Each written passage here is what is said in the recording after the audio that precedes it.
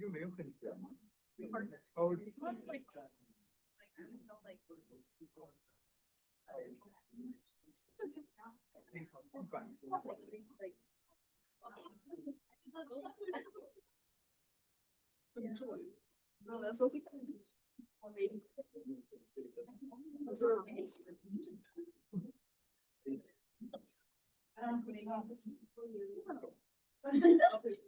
个怎么？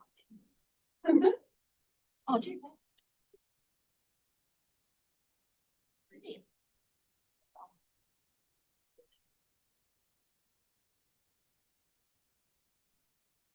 Okay, we're having a little technical difficulty here.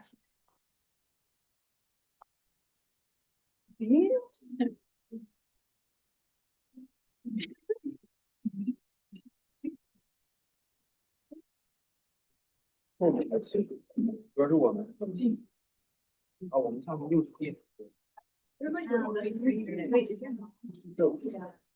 最好是。Hey, Dan, this is Richard Palmer and Simon. No, wait, no. I mean, it's like.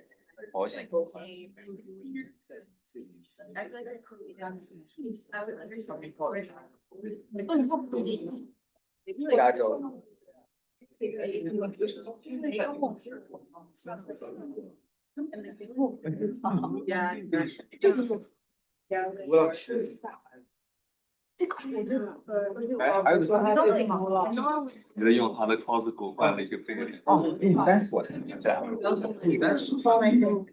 well, we're waiting for tech people to come to our rescue. I'm going to pass out our daily roll. If you don't have a name tag, come on up here and grab one. And so we should never be without that. So I bring in some different, whatever you call them here, so you can have, everybody can have a name tag. Also, I'm going to pass out, go ahead. I'm going to pass out the group membership. Okay, so if you don't know your group already, you'll know them now. I've got it on the front and back. Can I have the floor, please, guys? I got it on the front and back, one alphabetically, one by group, so you can quickly find who your teammates are. Okay. So if you just pass the Howard, if you could just pass those on, please.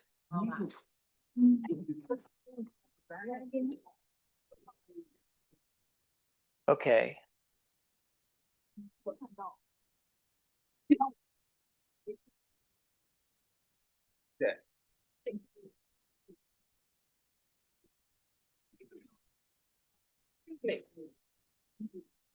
I think we have this.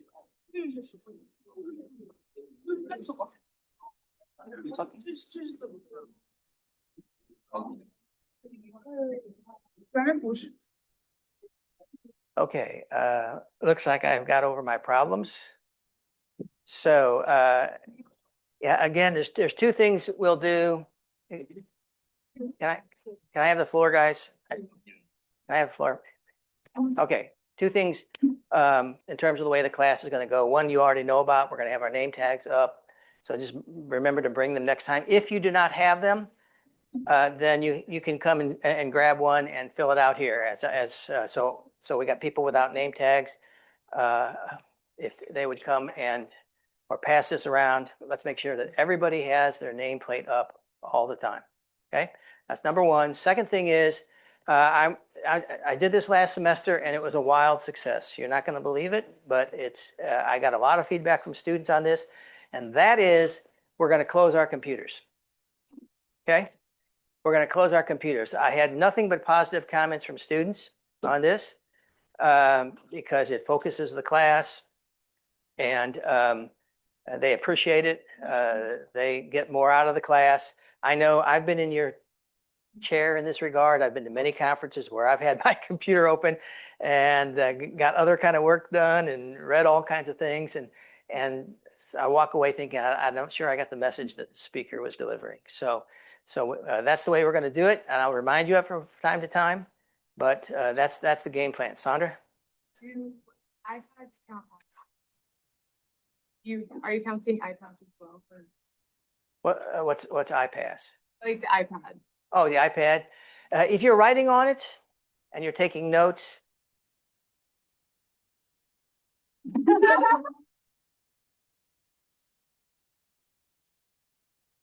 bring a paper pad and transcribe it later.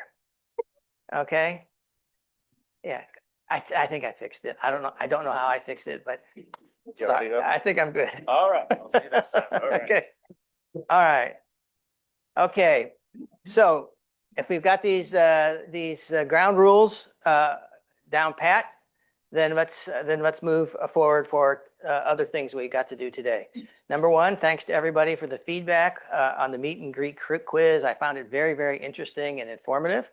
I'm going to mention that now and then. I'm using it to get to know who you are. Okay. I do have some people that I still need from. Sam Buckley, Simran, Princess, Siham, Sandra, Claude. I know some of you had some technology issues. I get it. But let's, continue on and let me know. I'll be watching. I will continue to harass you until you get it done or give me a permanent reason that this is impossible for you to do. Okay? All right.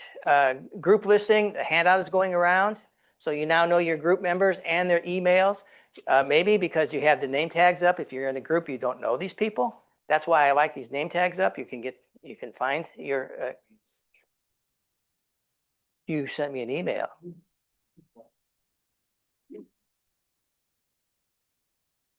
Are you not in? I don't. You have you in that group? I thought I took care of. I know I had 5 groups that I put together. Why I didn't see yours, I do not know. Okay, we can do one of two things. You can roll with that.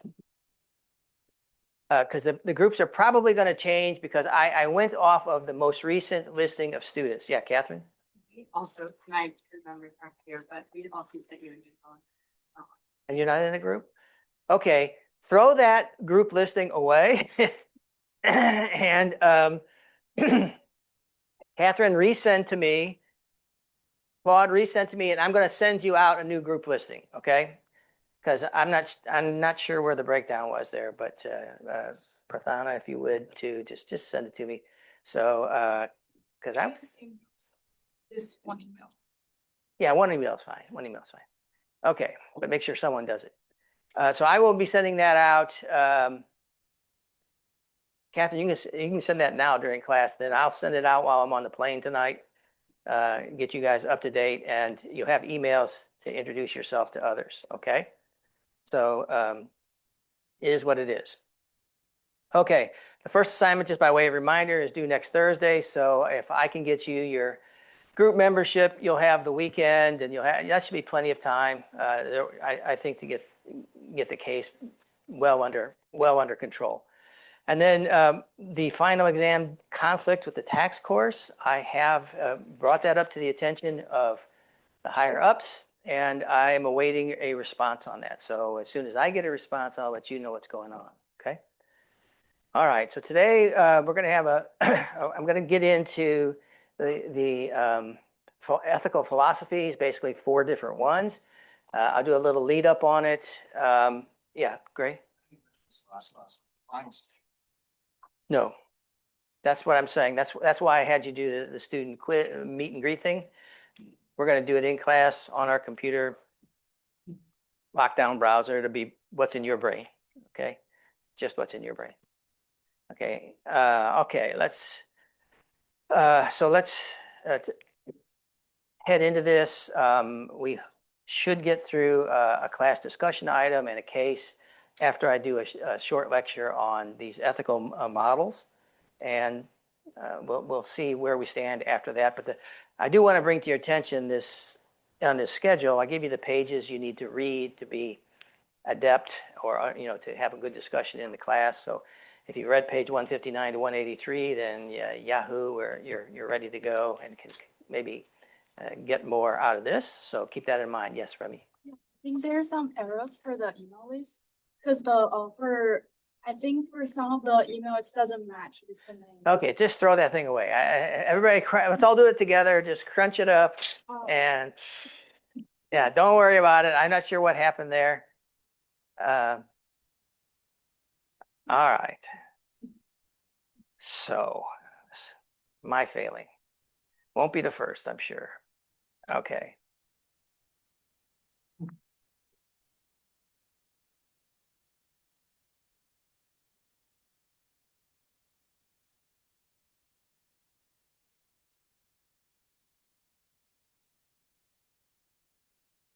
By the way, in terms of these notes for what they're worth to you, I change them. I'm always tweaking them. So it's best to pull them, you can use them in preparation for class if you like. But it's in terms of your final notes, I wouldn't pick them up till, the night before class or the morning before class. Okay, because I am constantly changing them. So last time we left off with the idea that, accounting is not without its flaws. It's not like they're the ethical standards for the world. I investigate myself. I investigate various SEC violations by accounting firms. It's a long list. There's a lot of violations that go on. Knowing violations of various accounting rules, and whether it's about independence, whether it's about doing services for our audit clients that we're not supposed to do because we want to make some more money.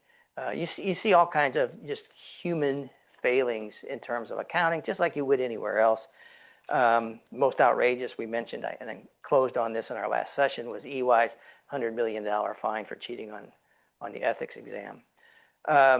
So it is a key issue that accountants' words, their statements are in alignment with good ethical judgments.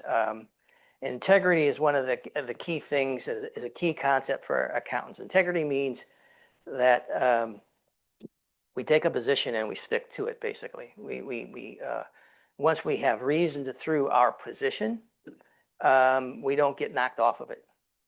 And that usually comes at a cost to have that kind of an integrity. So having actions consistent with principles, because we have a lot of forces around us. Think about it. Think about it.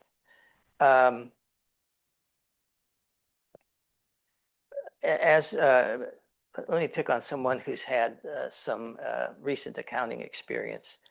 Let's see here from my list. Lauren Crawford. Lauren, you've done work within the big four firms, right? Okay. Have you done any auditing work? Mhm. Okay. So if you're doing audit, were you under a time budget to do something? I mean, I was, as an intern, I was only allowed to do 40 hours. But like the projects I was doing weren't. Okay, so the projects that you weren't under time budget, like an audit.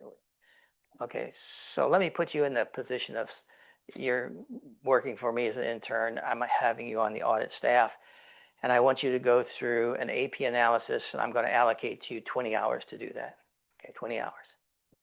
Okay, as you're working through this, you find some things that bother you. Okay, what's going to happen if it takes you longer than 20 hours to finish your analysis? There's different things. Maybe you don't even find things that bother you, but it just takes you longer.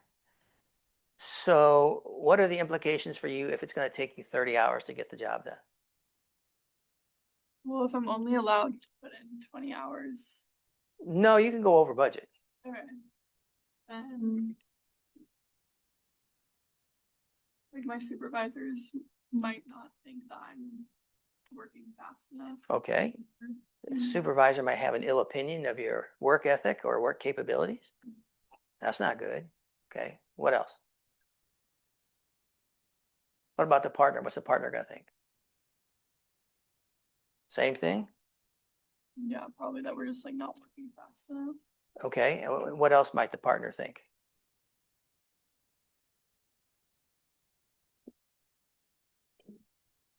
The partner, this directly affects his money. So you going longer, he's thinking my job profitability is going down, my wallet's getting smaller. Okay. And I'm looking at Lauren as causing some of my problem. Okay. So partner doesn't like it. Supervisor wonders what the problem is, questions your capabilities. What does the client think? Prathana? Like the budget was already decided and like especially for audit, all the areas to be already kind of pre-decided prior year. Since it took more than 10 hours, so they wouldn't like either. Does that affect the billing?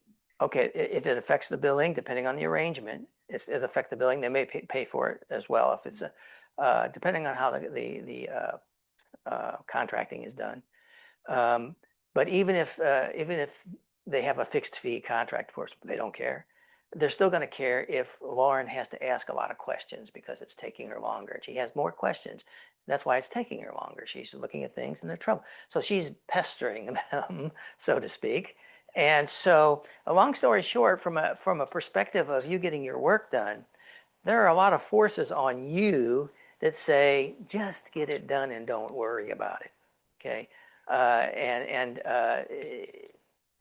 So it takes, a certain amount of integrity to say, I see a problem, I need to get it resolved, and I'm sticking to that. Okay. And even if it causes some heartburn to other people, I need to do this. Okay. That's how I'm going to capably do my job. So you're put in a position, even as a junior accountant, you're put in a position where everybody around you just wants to get it done. Just wants to get it done.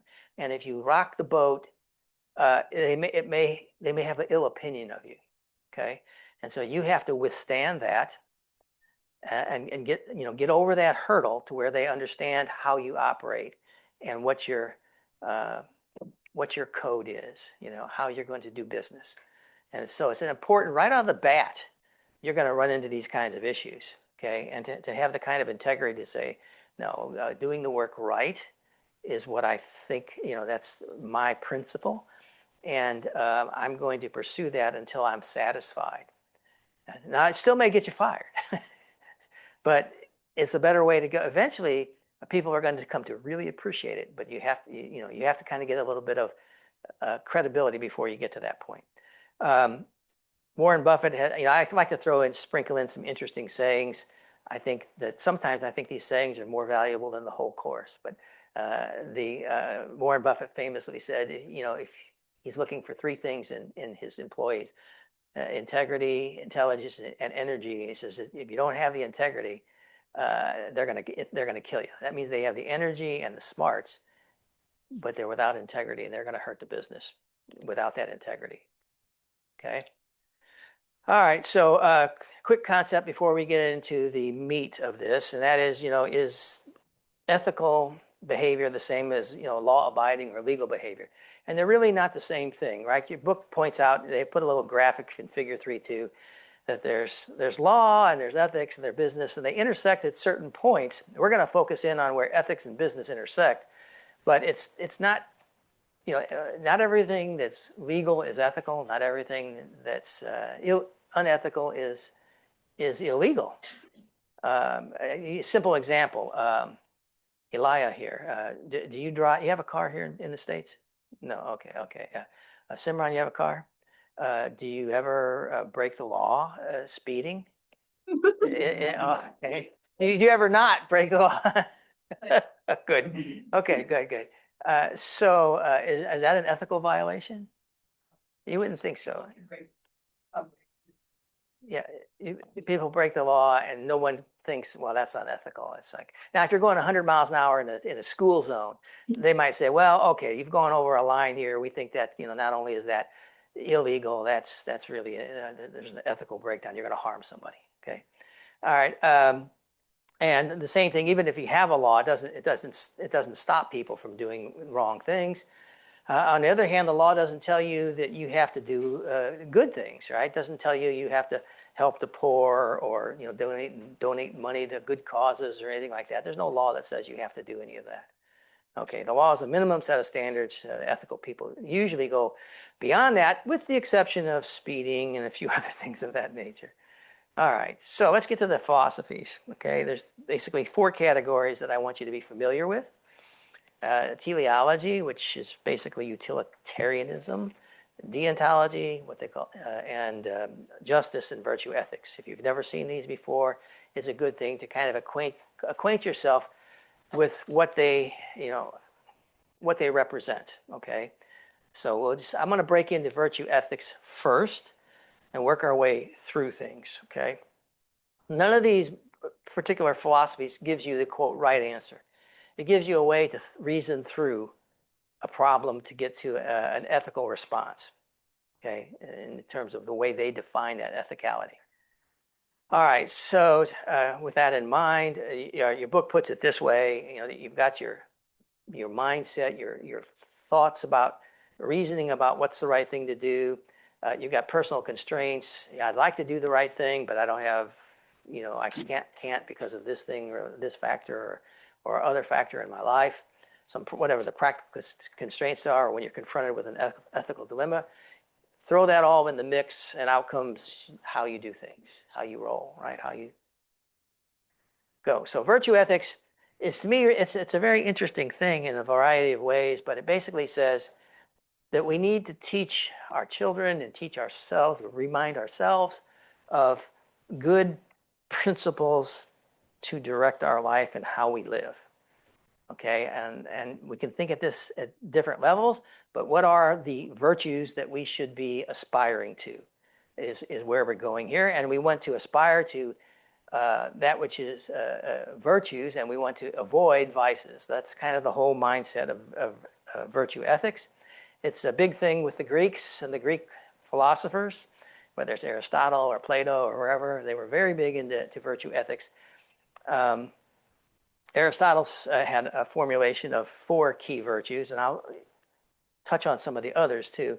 But I raised this because I think the book is in line with this. Yeah, the book is in line with Aristotle's formulation of prudence, courage, temperance, and justice. And so a lot of people these days, they're not exactly sure what prudence means. They're not sure what temperance means. So let's just kind of do a quick brush over on that.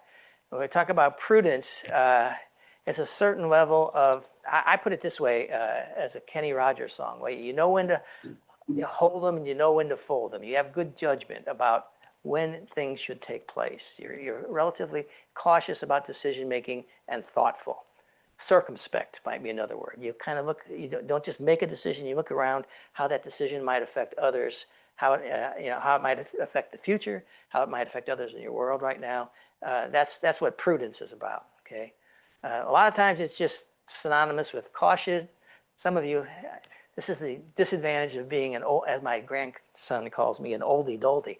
I remember guys like George Bush, the first president. He was famous for saying, "Wouldn't be prudent, wouldn't be prudent," and so that's cautious. It would be hasty in our reasoning, hasty in our actions. So that's one of the virtues. Courage. I think everybody understands what courage is. Ability to take difficult situation, work your way through a difficult situation. Maybe you need to be brave about something. You need to stand up to the supervisor and say, "Listen, I know you want me to just ignore this problem, but I'm not going to do that."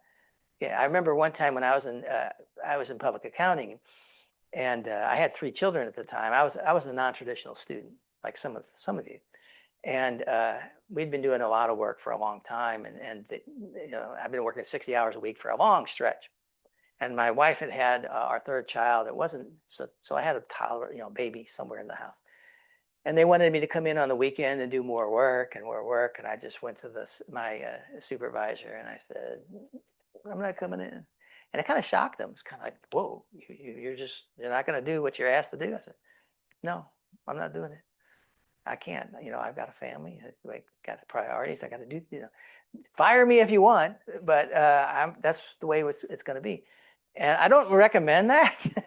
You have to have worked a long stretch of 60-hour weeks before you have that credibility or that juice.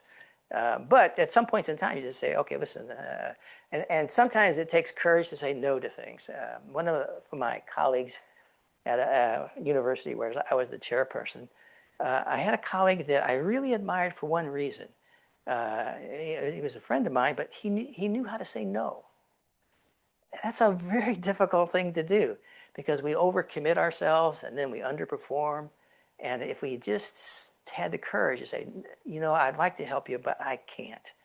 And I don't even have to have a good reason. I can't. Okay.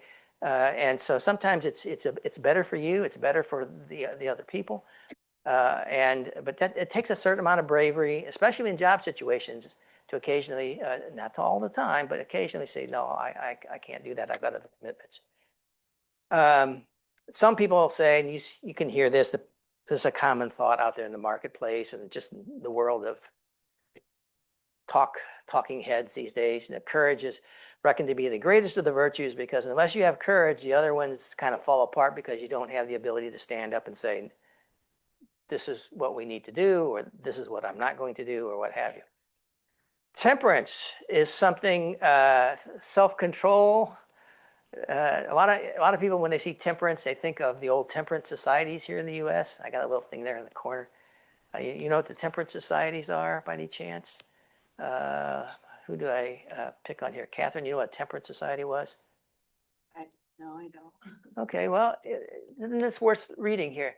I think this was 1919 when the 36 states ratified here in the United States that they would not allow the sale of alcohol.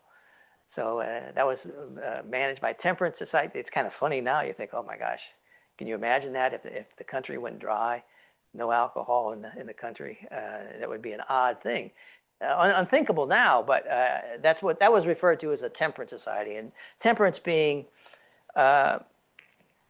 abstaining, but it's broader than that. It's more about self-control, moderating your appetites.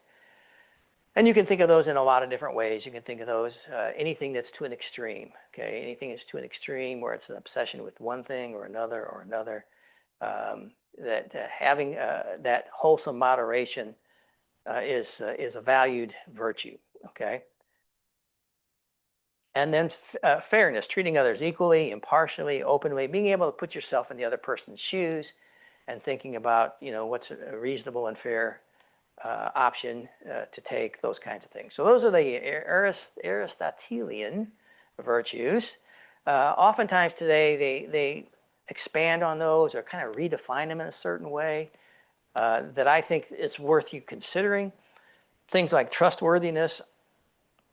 I don't know if there's, in my experience, 40 years in business, trustworthy is extremely important for you. And that is you do what you say you're going to do. And if you can't get it done, you let them know there's a problem. Here's what I'm doing. Here's how I'm going to solve it. You don't have to be in business too long where they will school you on this. But I've had in my consulting world where I had employees, I had a staff of people. Every now and then someone wouldn't get the job done, but they wouldn't communicate to me. It's like, okay, this was due. Where is it? And you ask them, then they don't respond to your email. And you're thinking, I would fire them if I didn't desperately need them. They've got me in a difficult situation. And so you can put people in a difficult situation by being incommunicative and to a certain extent untrustworthy. And you think, well, I know this project better than my boss, so that he or she can just suffer till I'm ready. They won't forget it. They won't forget what you're doing to them. And it's best, if you can't get it done on time, you send that email, here's my progress, I'm having a difficulty here. Even if you say, listen, my personal life's gone to hell, I've been delayed, but I will get on it as soon as I'll keep you always abreast of what's going on. That's extremely valuable in the working world. If anything, I put it this way, under promise and over deliver is always a key virtue in the working world. And loyalty shouldn't overcome trustworthiness. Just because people trust you doesn't mean I'm trusting you to keep a secret about our illegal activities. Okay, no, that's that's a different thing, right? Okay, that's a different thing. That loyalty shouldn't take precedence over other values. I had a friend of mine, he's a senior vice president for ITT, and he would deal with people overseas that wanted to break a particular law, FCPA, Foreign Corrupt Practices Act, and overseas there's things that operate differently, right, than the U.S. And some of the foreign subsidiaries, the people would say, we want to do this thing that you consider illegal in the States, but it's not illegal here. And he would basically is saying to them, listen, I don't want to go to jail myself, and far less do I want to go to jail for you. So you're not going to do that. Okay. Respect is very, very critical. I've heard more than one executive over the years, famous executive type people, say that they look to the opinion of their administrative assistant to determine whether they'll hire you or not. Because if you don't show proper respect to their, what we used to call secretary, they don't trust that you're going to be respectful to anybody else. Even if you're very respectful to them, they want to know that you have an attitude that respects everyone, other people, no matter their status, that they consider that an extremely important virtue. Okay, that you're courteous, decent, tolerant, accepting of others. A responsibility, this is an interesting thing in my experience in many years working, particularly with the banking world.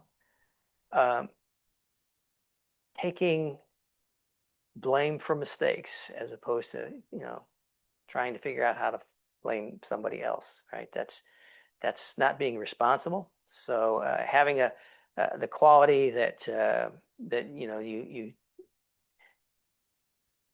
if it's your fault, you recognize it and resolve it. If it's success, then you also give credit to all the team members, right?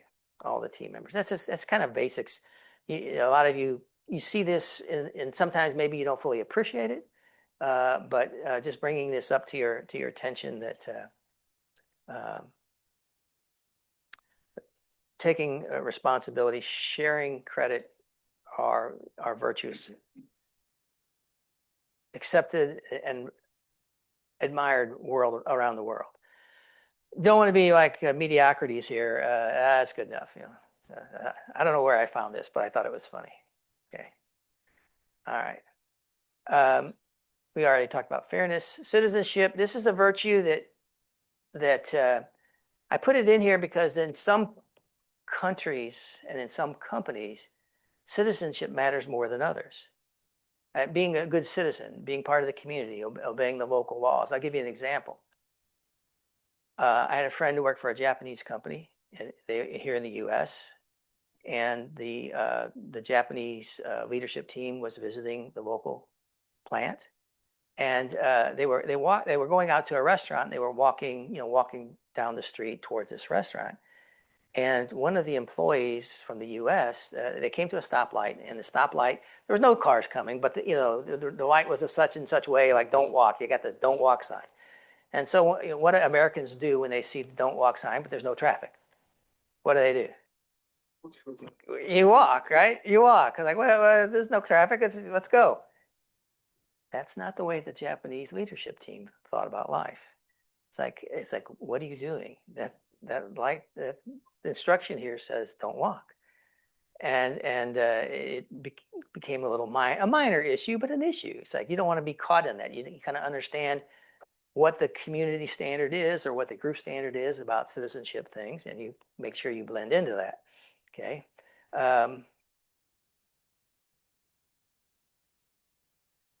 Some countries, it's not even optional. Anybody here spent time in Germany?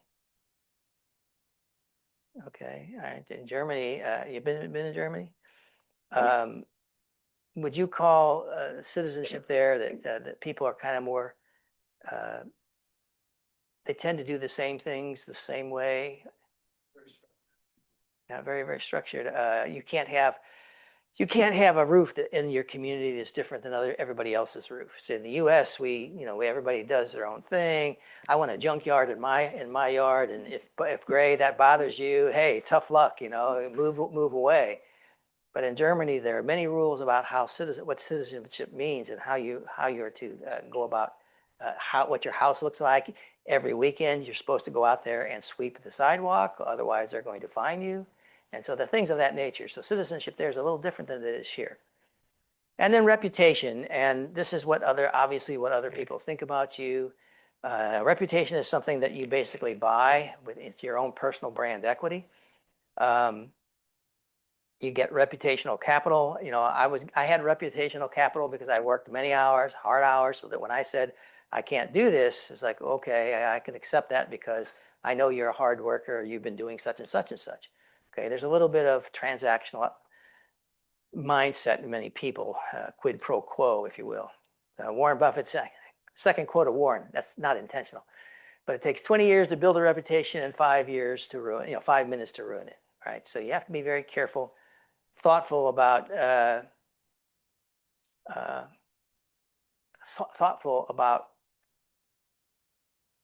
your behavior, and not just your behavior anymore.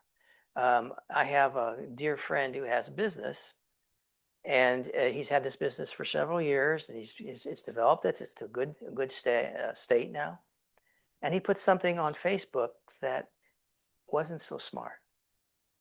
All of a sudden, he's backpedaling and trying to get out of the mess he created, right? Because so you need to be very careful with this, because social media, all that stuff there, you put a statement out there that can be misinterpreted. And I tell I've told my children, I tell my grandchildren, people when you write something down, everybody's going to read that a little bit differently. You are communicating one thing, but you don't realize people are interpreting it differently than what you intend. So if you're going to write something, you have to be massively specific about what you mean if you don't want to be misunderstood. It's very dangerous, Claude. See, yeah, it's rolling around here. There you go. Okay. All right. You also want to avoid, the vices, and this is part of the virtue ethics: cowardice, insensitivity, and justice. I think we all kind of know. No one wants to be in that situation, but sometimes, we don't stand up when we should, right? Or we're not thinking about somebody else. We're thinking about us. And sometimes that becomes. How many people do you know in your world that think more about money than other things? Think more about sex than other things? Whatever, they just kind of get tied up. Now, if you want to put this on an interesting level, there was an article in the Wall Street Journal a few years ago that talked about the need for virtue ethics in the U.S. And what was interesting about it was they're saying, in the U.S., we keep making laws and more laws and more laws and more laws, continuously trying to make people do the right thing. He said, if we had a virtuous society, we wouldn't have to do this. We're chasing our tail. We're never going to win. Okay? And it's basically, if you look at the way the U.S. mindset. Let me ask you a question here. I'll ask Claude, because Claude's been around a block or two, maybe. Not a lot of blocks, but enough. All right, Claude. When you look at the U.S., and you look at their laws and the way they do business, would you think that as a country, we think people will do the right thing given a choice, or do you think we don't trust them to do the right thing? We can trust. We do not trust. Your system here is very complex. We do not. And that's not accidental. That's religious, if you get right down to it.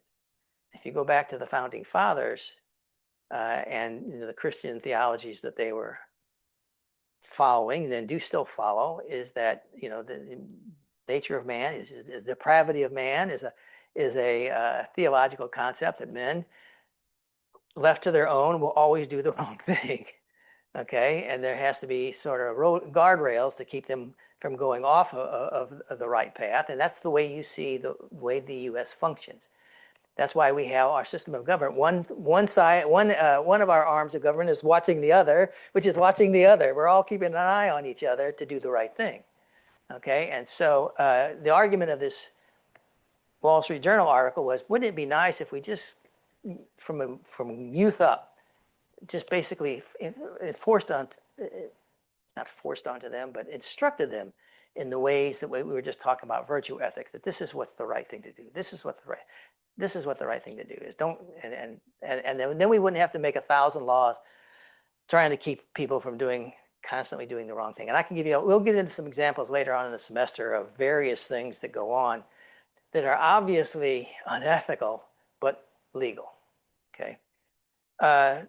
So they're promoting virtue ethics as a way to stop the need for this constant stream of laws, okay? And even you go back to Daniel Webster and others, near our founding fathers, basically said the same thing. Without virtue, the way that we're structuring this country, it's not going to be able to withstand. It's not going to stand. So there are people who think very highly of the need for a virtuous society based on these ethical standards, if you will. Okay, let's get into teleology, which basically is focused on the results. Okay, so maybe you did, maybe you told a white lie, but it worked out well because we all got what we want. That's basically what teleology is focused on is, did you accomplish the purpose that you set out to accomplish or to achieve, okay? Now, that's very close to the ends justify the means, which your book points out, that's political philosophy. That's not what we're, but it's a stone's throw away from teleology to say the ends justify the means. Let me give you some examples. Okay, the basic idea here is the act is morally right if it produces the desired result, and the desired result is good for most of the people. Okay, so a decision is good or bad based on the consequences. Okay, so let me give you a famous example, probably forgotten by most, but it shocked me years ago. And let me give you a little background on this. If you want to see utilitarianism or teleology at work, let me give you a little backstory here.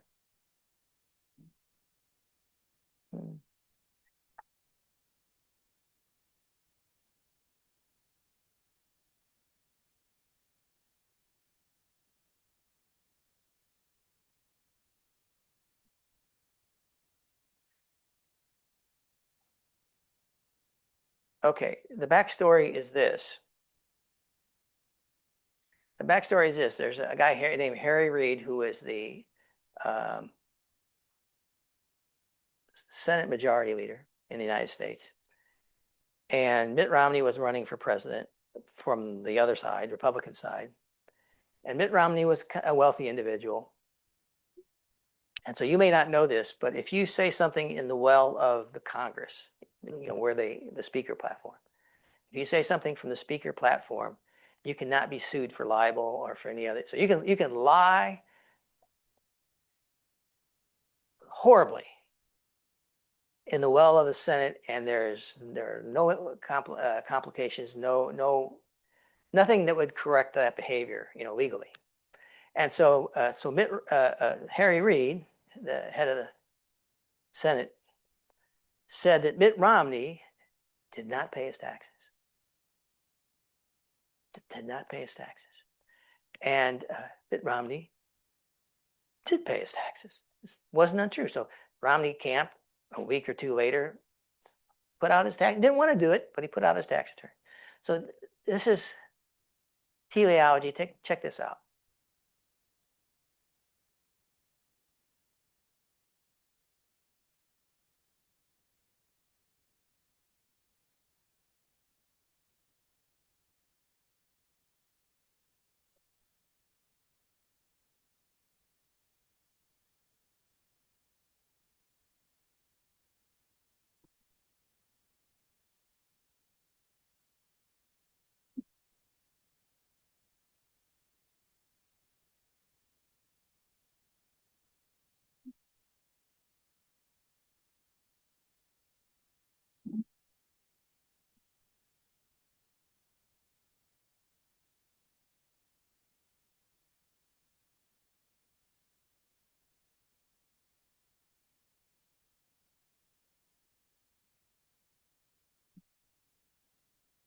There you go.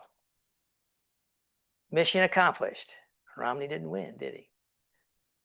So there's that's kind of an extreme example, but it brings home this idea that the ends justifying the means, or what's really important here is we got the good guys won, or at least in there. Yes, we played rough. Politics isn't beanbag, as they say, and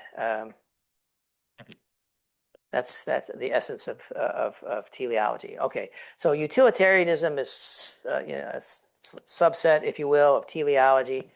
The idea here is that actions are right in proportion to how much happiness they generate, right, for the most people if possible. And the happiness isn't at an individual level, but at a social level, right? So in other words, I can make a decision that makes me happy, but everybody else gets miserable. That's not ethical from a utilitarian perspective. But if I make a decision that makes as many of us as happy as possible, well, that would be an ethical decision. So that's kind of the basic concept. Ethically correct actions are producing the greatest pleasure or the least amount of pain for as many as possible from a group perspective as opposed to an individual perspective. Okay? In this world, in this way of thinking, if I need to lie to get an outcome that's good for most people, this is why politicians survive. because they know this. They know that they can lie. As long as 51% of the voters benefit from that lie, they're going to get elected next time. They're counting on it.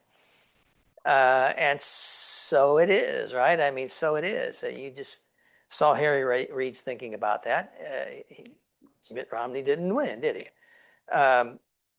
It can also mean things like, well, if I need to torture a terrorist to get the secret code to save people's lives, well, then I need to torture them. You see this on action films all the time, right? Well, the good guys can't get the truth out of this fella, so let me at him. I'll get the truth out of him, and we'll save the world. And so there's a lot of that kind of thinking that's out there.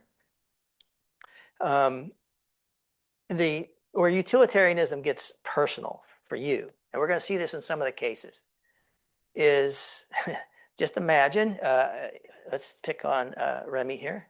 Remy contracts a dread disease, and there is an antidote, but it's very limited. Okay, so she's going to have to get in line with everybody else who needs the antidote, and they're going to have to pick. They're going to have to pick. Should we give that antidote to Claude first, or Elia, or Lauren? Now you're worried about how they're making these decisions, right? And they're going to say, well, the greatest good is with Elia here because, he has done more good for the community than you have. Or how do you want this to go? How do you think this is fair? So how about if it's done by who's wealthy? Who's got the most money to pay for it? Okay, so that's where things get real personal when people start saying there's a limited amount of resources for one thing or another, and how are we going to define who is going to be able to participate or gain from some technology or medical situation? It becomes very, very it's a very big challenge, really. If you think about that, the donor lists. Think about donor lists for kidneys or hearts. Okay, they've put in tons of thought into how to create those donor lists in some way that they think is fair. Okay, that people can't object to. But you're still going to object if you're on the outside looking in, right? If you're on the outside looking in, it really doesn't matter. If your granddad, who's 93 years old, can't get a heart because he's determined to be too old, you may feel really bad about that and think granddad should get a heart. But it's not going to happen, right? It's the way the structure is such is they're looking for the greatest good for the most people possible, and he fell outside the zone of those that are going to get life-saving technology. Okay, hedonism, you probably heard about that one, right? I don't know if this probably outside of your line of interest. That's old Hugh Hefner from Playboy. He was leading the charge for hedonistic life, encouraging that for many years with Playboy magazines. Playboy magazine's still around somewhere, right? No? Okay. I thought, yeah. Anyway, he was all for the hedonistic life, or somewhat different than this is Epicurus and Epicureanism. Anybody know what Epicurus is famous for? What does it say? If I say Yu Chen, that's an Epicurean delight. What would you expect that to be associated with?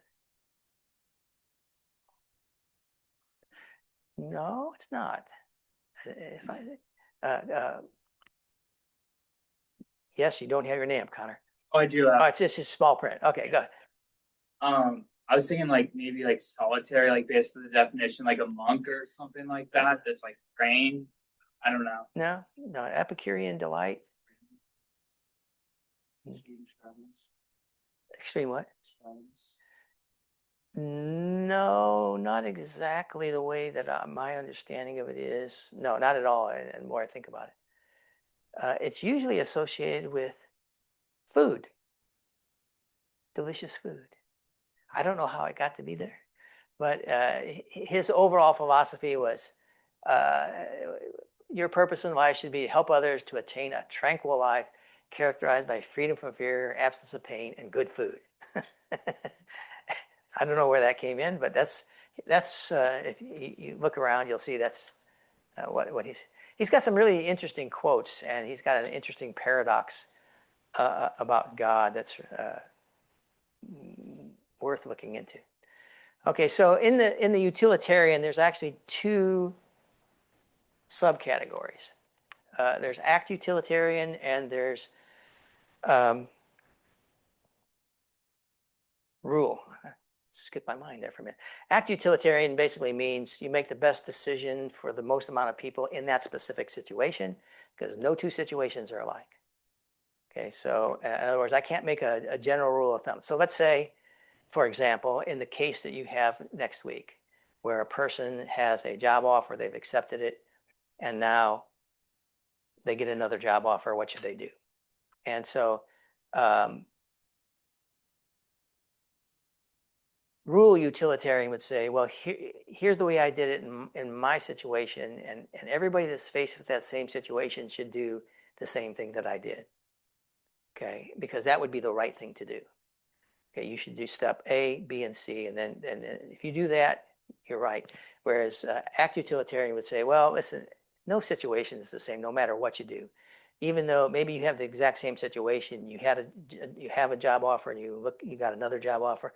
Your situation won't be my situation. Okay, it won't be Tubei's situation. Your life situation, your family situation. No two things are alike, right? And so consequently, that's kind of the difference between the two.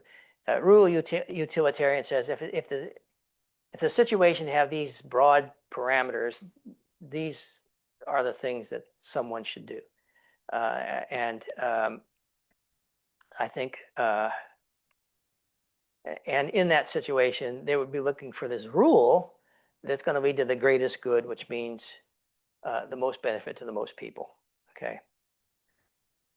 All right. So situation specific versus a general rule is the difference between those two thoughts, act versus rule utilitarian. Okay. So the challenges to the utilitarian reasoning is, how do we assume the greatest good? How do we measure it? Now, it's very interesting. I had a psychology minor in my PhD program, and I was working with a guy who worked with software, and they have really cool software in the decision-making part of psychology that you can sit down with any sort of difficult situation in your life, and you can build a model that'll help you come to, this is what you should do. So, and so a lot of our reasoning process is really kind of algorithmic, or you could mathematically structure it, right? Like what value to put on this characteristic, what value to put on this outcome, that outcome. All right. And then as you work your way through it, you can kind of tweak around, well, how important is it to you really? and you come out to different outcomes. So you can create mathematical models for your decision making, and it's quite fun to do, but you are in control of the judgments with regard to the greatest good, as opposed to, that by itself is by its nature, it's biased, right? It's biased. I'm thinking about how somebody else might evaluate the situation very different. And so there's that kind of a problem. But the underlying assumption of the utilitarian is that our decision making has somewhat of a mathematical characteristic to it. We weight things, we weight outcomes, we weight probabilities, certainties or uncertainties. That all can be modeled. But whose welfare is going to be considered? What groups are going to be in the scope of the consideration? What groups are going to be outside the scope? We're going to get into that in later classes where we talk about stakeholders versus shareholders. Okay, the board of directors has what's the word I'm looking for? A mission, a requirement that they watch out for the welfare of the shareholders. But do they have any sort of a burden to look beyond shareholders to the community, to the customers, to the suppliers, or where do they stand in terms of decisions? We also have to think in terms of whose welfare is to be considered. When, what's this timing issue? We can make a decision that's good for today, but what is it going to mean for the next generation, the next leader? Who's going to follow up in my job when I'm done? Something simple as that, or my grandchildren, your grandchildren. So how do we, what's the time frame of what we're looking at? Again, that's a challenge to any kind of decision of this nature. Let's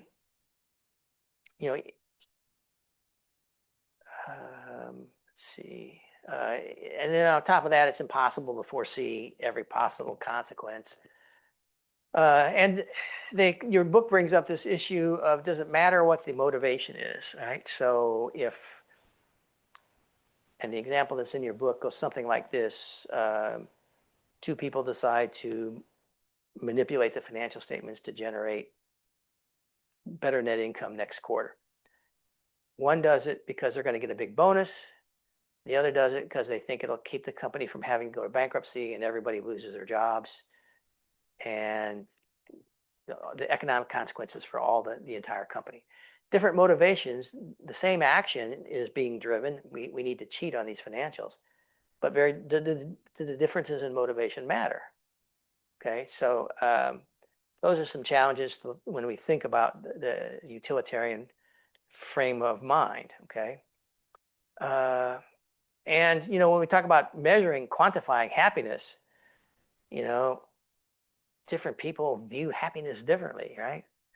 $5 to me might mean a lot less than $5 to Bill Gates, okay? It's like, it has no meaning to him.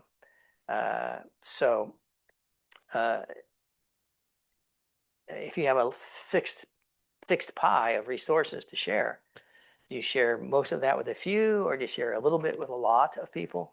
And is the happiness equivalent the same between those two situations?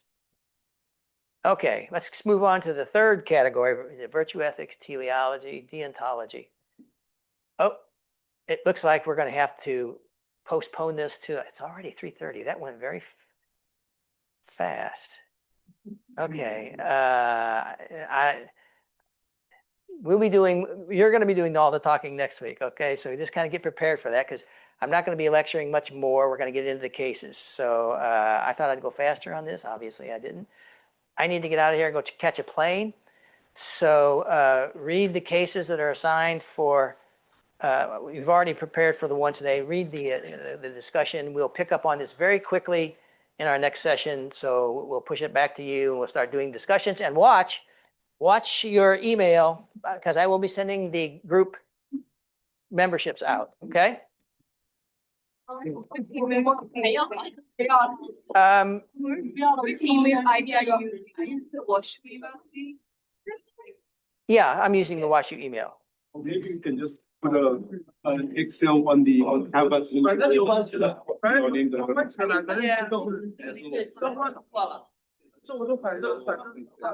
对，No, yeah, yeah, we're just yeah. 现在视频主要是啥意思啊？不一定去游泳池，你早上他